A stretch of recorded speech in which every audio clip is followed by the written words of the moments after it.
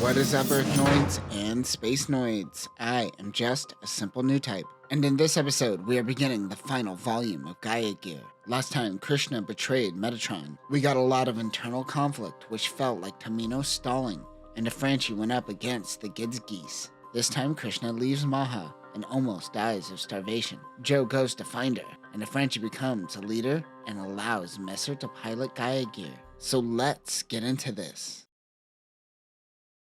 Afranchi and his team is returning from a mission where they lost 5 Dochatis, and Messer Zoran's soul lost an arm. Everyone is feeling hopeless. They got bad intel from Mother Metatron, which left them struggling to retreat. Afranchi wonders if Gaia Gear's Psychomu is affecting him. Toto wants to tell him something, but he tells him to eat this calorie-dense cookie first. He tells him that he needs to step back on the front lines as a leader and let Messer pilot Gaia Gear. He is annoyed but recognizes it is a necessity. They then shift the conversation to Maha. They're receiving supplies near Munich. All their photos and intel come from Mother Metatron, but they don't get any reinforcements sent their way. Toto says, I grew up on these streets and this doesn't seem right. He thinks that the old guard might betray them. Afranchi unfortunately agrees with this gut instinct. Afranchi Shah recognizes his own weakness in command. He acknowledges a potential coup from within, but chooses to ignore it and pilot instead. Afranchi, after all, is Shah, and Shah too ran away from the responsibilities of leadership and simply claimed to be a pilot. This was to the detriment for Shah, and so too will Afranchi share the same fate if he continues down this path.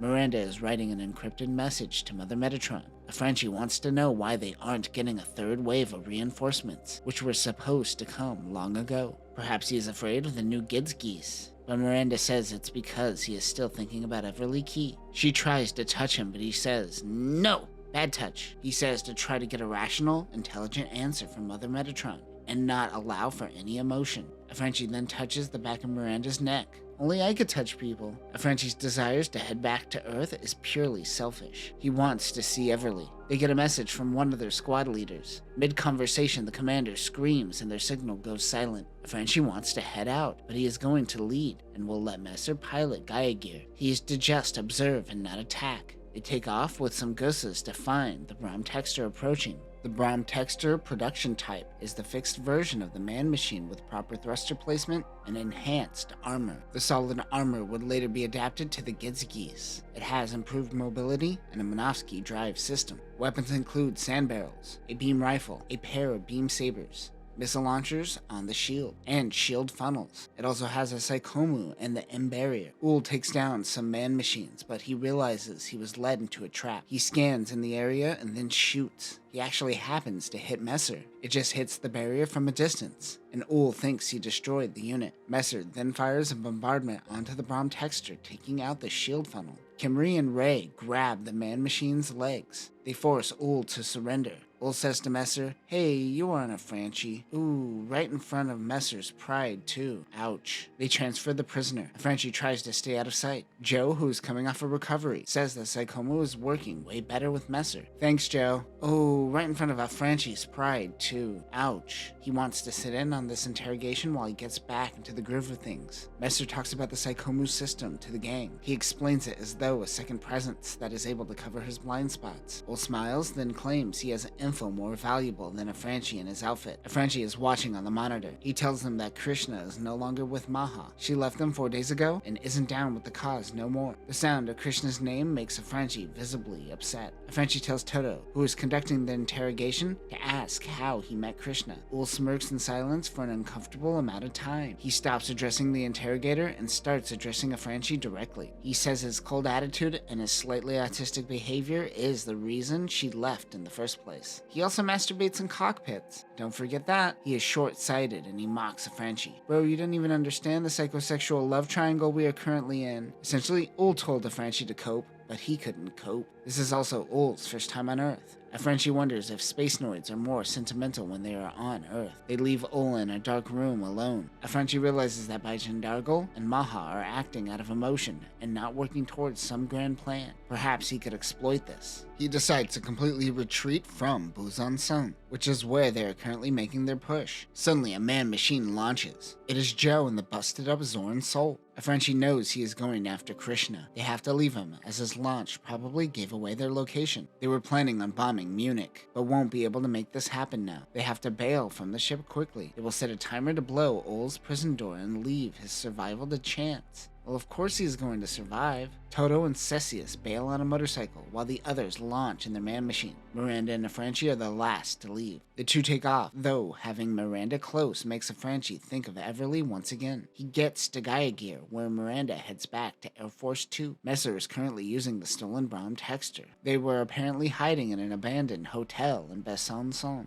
The hotel is hit, but he thinks somehow Ol survived. He reflects on being a clone, but Frenchie comes to terms that he is more of a pragmatist, unlike the real Shar, who used idealism via controlism and space-noid autonomy. He even notes that sovereign rights might not even be enough anymore. This is a post-national identity world. Now that they retreated, they can finally begin their assault on Munich. Joe searches in the busted-up Zoran soul. Sure, Krishna was into Frenchie, and sure, Krishna left and was probably with Ol, but there's hope for good old Joe. Oh, he's simping hard. Joe touches down to find the pores on the ground. He says, "Don't worry, illegals of Earth. You have nothing to fear," Joe says while in a man-machine. We learn that this family's grandparents immigrated back to Earth, so that probably would have been around the UC-120s. During that time, the Federation allowed people to move back to Earth. This was done when the Earth needed more time to heal. We are kinda seeing the outcome of that here. Not a lot of life. Joe asked them to keep an eye out for Krishna before heading back to the Zoran Soul to wait for daybreak. He prays for Krishna's safety. Franchi takes evasive maneuvers while Maha comes in for a counteroffensive. He uses sand barrels. He is also in flight mode, which we barely touched on. But this flight form is solid, and I love this armament shot. The Psychomu informs him of Messer, who does a blitz play.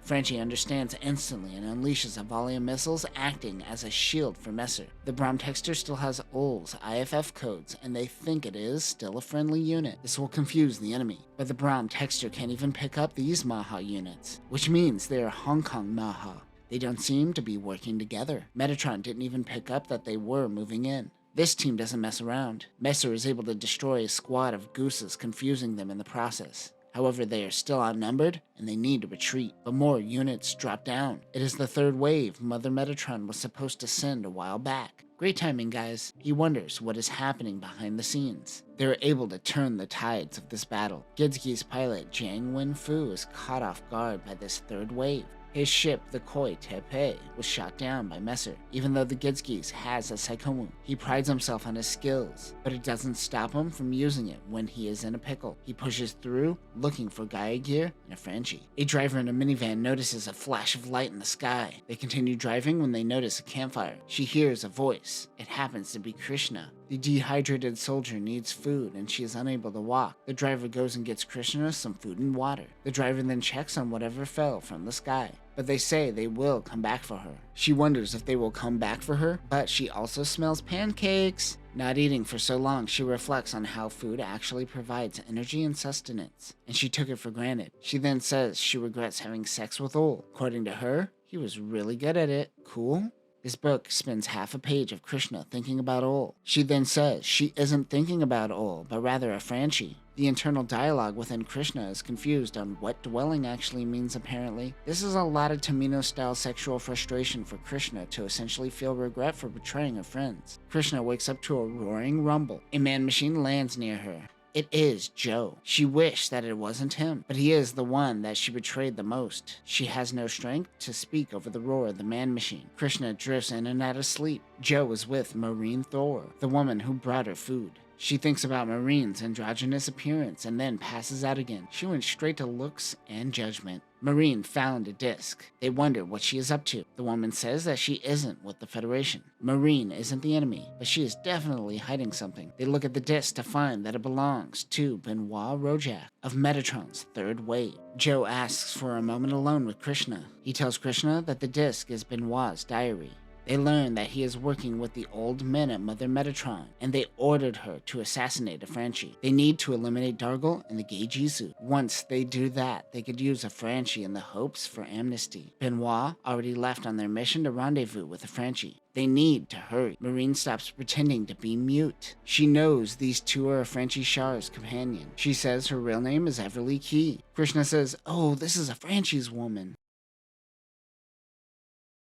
And that will do it for this episode. The sexual frustration that Tomino usually tries to work through in his writings comes off as entertaining and weird, but here it is just, well, frustrating. Everyone seems to be running away from their true feelings. Joe was the last person she wanted to see, even though Krishna eventually apologized to him. Next time we conclude Gaia Gear. Ul pilots the Gidgeese. Someone dies, and Ul takes Everly prisoner and tells Krishna to tell a Frenchie. But that will do it for now, Newtypes. Remember, a Frenchie is too dense to realize he's in a Newtype throuple.